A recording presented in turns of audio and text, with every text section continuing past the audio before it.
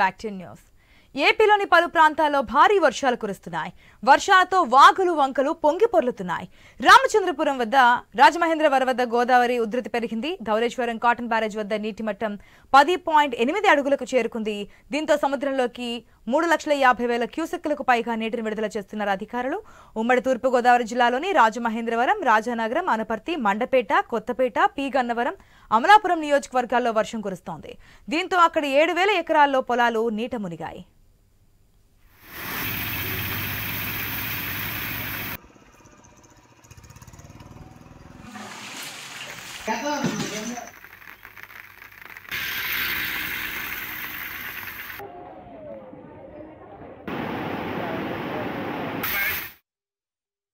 అటు అల్లూరు జిల్లాలోనూ భారీ వర్షంతో పాటు ఏజెన్సీ ప్రాంతాల్లో వరద నీరు చేరింది. దేవీపట్నం పుణ్యక్షేత్రం గండిపోచమ్మ ఆలయం నీటి మునిగే అవకాశం కనిపిస్తోంది.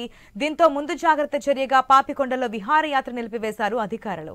వరి నాట్లు వేసేందుకు సిద్ధంగా ఉన్న పొలాల్లో వరద నీరు చేరడంతో రైతులు ఆందోళన చెందుతున్నారు.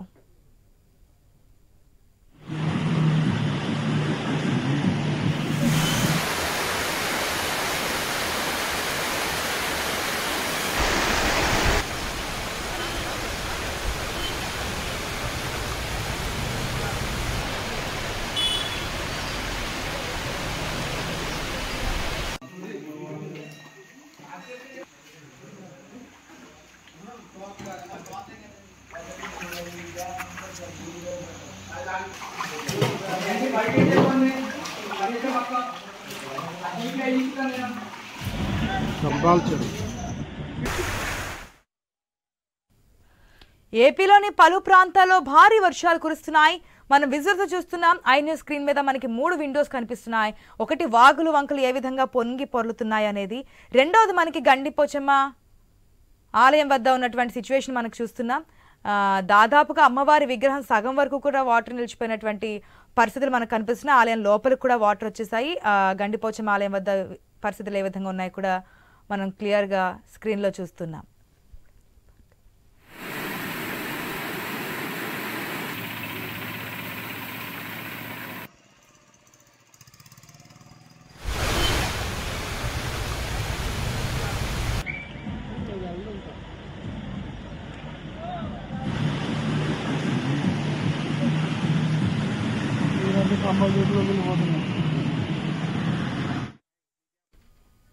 ఏపీలోని పలు ప్రాంతాల్లో భారీ వర్షాలు కురుస్తున్నాయి. వర్షాలతో వాగులు వంకలు పొంగి పొర్లుతున్నాయి.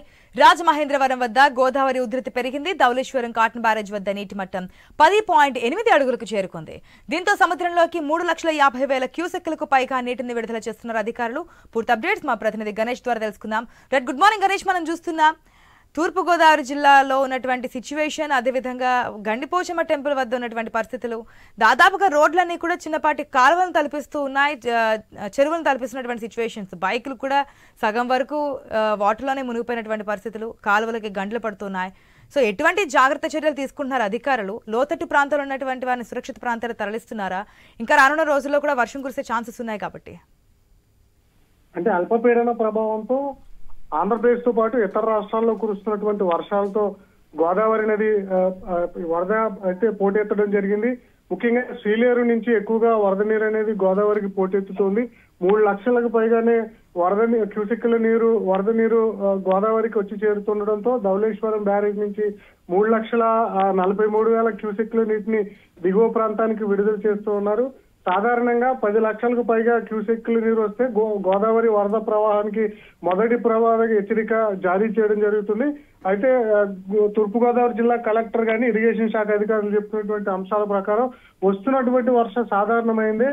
కాకపోతే ఈ 2-3 రోజులు మరీ భారీ స్థాయిలో వర్షం ఉన్నట్టుగా అయితే సూచనలు కనిపిస్తున్నటువంటి సందర్భంలో గోదావరికి మరింత ఉధృతి పరిగెట్టేటువంటి అవకాశం ఉన్నటువంటి నేపథ్యంలో మేము అప్రమత్తంగా ఉన్నామని చెప్పి ఇప్పటికే అధికారులు అలర్ట్ చేయడం జరిగింది. ముఖ్యంగా లోతట్టు ప్రాంతాల ఉన్నటువంటి ప్రజలందరినీ కూడా జాగ్రత్తలు పాటించాలని చెప్పి ఇప్పటికే ఆదేశాలు జారీ చేయడం జరిగింది. ముఖ్యంగా అంబేద్కర్ కోనసీమ జిల్లాకైతే ఈ వరద ముప్పు ఎక్కువగా కనిపిస్తుంది. ఎందుకంటే నిన్న నదీ పాయగొట్టు అయితే తెగిపడడం జరిగింది. పి గన్నవరం మండలం గంటి పెదపూడి లంక, బూరువి లంక గ్రామాల వద్ద నదీ పాయకు వెళ్ళేటువంటి తాత్కాలిక గొట్టు అనేది తెగిపడడం జరిగింది. దీంతో 4 గ్రామాలకైతే రాకపోకలు నిలిచిపోవడంతో గంటి పెదపూడి లంక, బూరువి లంక, అరిగేరువాలిపాలెంతో పాటు ఈడుమూడి లంక గ్రామాలు అయితే రాకపోకలు నిలిచిపోవడంతో పడవల మీదే ప్రయాణం సాగిస్తున్నారు.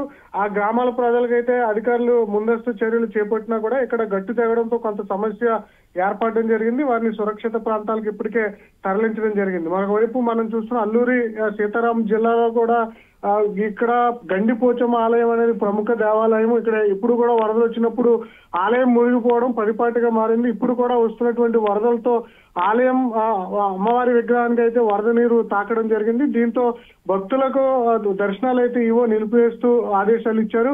మరోవైపు పాపికొండల టూరిజాన్ని కూడా అధికారులు నిలుపుదల చేయడం జరిగింది. ఎందుకంటే నదీ ఉధృతి పెరుగుతున్నటువంటి నేపథ్యంలో అయితే ప్రస్తుతానికి పాపికొండల టూరిజాన్ని కూడా నిలుపుదల చేయడం జరిగింది. ఏజెన్సీ ప్రాంతాల్లో కూడా వాగులు వంకలు పొంగుతున్నటువంటి సందర్భం కనిపిస్తుంది. ముఖ్యంగా రాజమండ్రిలో ఎక్కువగా వరద నీరు ఏరులై పారుతుండడంతో పలు కాలనీలు కూడా నగరంలో నీటి మూడినటువంటి సందర్భం కనిపించింది. ముఖ్యంగా హైటెక్ బస్ స్టాండ్ సమీపంలోనే ఎక్కువ వరద, అదేవిధంగా పలు కాలనీల్లో నీట మునగడంతో వాహనదారులు కూడా రాజమండ్రి నగరంలో కూడా ఇబ్బంది పడుతున్నటువంటి సందర్భం కనిపిస్తుంది. నిన్నటి నుంచి ఇప్పటి వరకు కూడా ఎడతెరిపి లేకుండా కురుస్తున్నటువంటి వర్షంతో ఉమ్మడి తూర్పు గోదావరి జిల్లాలో ఇటు చెరువులు గాని కాలువలు గాని గోదావరి నది గాని ఇవన్నీ కూడా పొంగు పొరులుతున్నటువంటి సందర్భం కనిపిస్తుంది. రాజోల్ నియోజకవర్గంలో అయితే ఏకంగా కాలువ నుంచి రోడ్డుపైకి చేపలు రావడంతో స్థానికులు ఆ చేపలు పట్టుకునేందుకు ఎగబడినటువంటి సిచ్యువేషన్ కనిపిస్తుంది. మొత్తంగా 2 రోజుల నుంచి కురుస్తున్నటువంటి వర్షంతో తూర్పుగోదావరి జిల్లాలో అధికారులు కంట్రోల్ రూమ్ కూడా ఏర్పాటు చేసి ఎప్పటికప్పుడు వరద సహాయాన్ని ఎప్పటికప్పుడు పరిశీలిస్తున్నట్టు. కానీ గణేష్, ప్రతిసారి మనం చూస్తుంటాం వర్షాకాలం రావడం, వరదలు సంభవించడం పైనుంచి. ఎందుకంటే మన రాష్ట్రంలోనే కాదు పక్క రాష్ట్రంలో ఉన్నటువంటి వరదలు కూడా మనకి ఎఫెక్ట్ కలుగుతూ ఉంటాయి. కాబట్టి లోతట్టు ప్రాంతాల ప్రజలకి ప్రతిసారి కూడా నాయకులు రావడం, ఏదో ఒక హామీ ఇవ్వడం, శాశ్వత పరిష్కారం దిశగా అడుగులు వేస్తామని చెప్పడం గత ప్రభుత్వం నుంచి చూస్తూనే ఉన్నాం. కానీ వారి రాత్రి మాత్రం మారడం లేదు. ప్రతిసారి కూడా వర్షాకాలం వచ్చినప్పుడు లేదంటే ఈ విధంగా అల్పపీడనం ప్రభావం ఉన్నప్పుడు ఇదే విధమైన సిచ్యువేషన్స్ కనిపిస్తున్నాయి. సో శాశ్వత పరిష్కారం దిశగా అడుగులు వేస్తున్నారు. అక్కడ ఉన్నటువంటి ప్రజలు ఏమంటున్నారు? అంటే లంక గ్రామాలకి ఎప్పుడు కూడా వరద ముప్పు అనేది ఉండడం జరుగుతుంది. గోదావరి పెరిగినప్పుడల్లా కూడా లంక గ్రామాల ప్రజలను సురక్షిత ప్రాంతాలకు తరలించేటువంటి ప్రయత్నం అయితే జరుగుతున్నటువంటి సందర్భం గత కొంతగా అంటే ఎప్పటి నుంచో జరుగుతూ వస్తుంది. అయితే లంక గ్రామాల ప్రజలకు ఎక్కువగా ముంపు అనేది ఉంటుందని చెప్పొచ్చు గోదావరి వల్ల. అయితే వాళ్ళంతా కూడా దిగువ ప్రాంతంలో ఉండడంతోనే వారందరినీ కూడా సురక్షిత ప్రాంతాలకు తరలించడం, తిరిగి మళ్ళీ ఈ వర్షాకాలం తగ్గిన తర్వాత వారందరూ కూడా మళ్ళీ యథావిధిగా సాధారణ జీవన శైలిలో ఉండడం జరుగుతుంది. వారందరికీ కూడా పునరావాసం కల్పించినా కూడా అంటే శాశ్వత నిర్మాణం కల్పించడంతో ప్రభుత్వాలు విఫలమవుతున్నాయి. సాధారణంగా ఎగువ ప్రాంతంలో వారందరికీ ఇళ్ల నిర్మాణాలు చేపడితే ఖచ్చితంగా లంక గ్రామాలను వదిలి మిగిలినటువంటి ప్రాంతాలు వీరంతా జీవనాన్ని సాగించే అవకాశం కనిపిస్తుంది. కానీ వీరందరికీ కూడా ఉపాధి కోసం చాలా మంది గోదావరి ప్రాంతంలోనే ఎక్కువగా నిర్వహిస్తున్నారు. ముఖ్యంగా మత్స్యకారులకు చాలా మంది కూడా ఆ గ్రామాలను వదిలి వెళ్ళలేనటువంటి సిచ్యువేషన్. ఎందుకంటే చేపలే వారికి జీవనాధారం కాబట్టి గోదావరి నది మీద ఎక్కువగా వారి జీవనాన్ని కొనసాగిస్తారు. కాబట్టి వారంతా కూడా లంక గ్రామాలను వేడకపోవడంతో ఈ సమస్య ప్రధానంగా వర్షాకాలం వచ్చిన ప్రతిసారి కూడా ఈ సమస్య అధికారులు వేధిస్తూ ఉంటుంది. ఇప్పుడు కూడా గోదావరి నాటుతో లంక గ్రామాల ప్రజలైతే అంత భయాందోళన ఉన్నా కూడా వారికి సురక్షిత ప్రాంతాలకు తరలించేందుకు అధికారులు అయితే సిద్ధంగా ఉన్నారు. ఆశ. Right Ganesh, thanks for the update.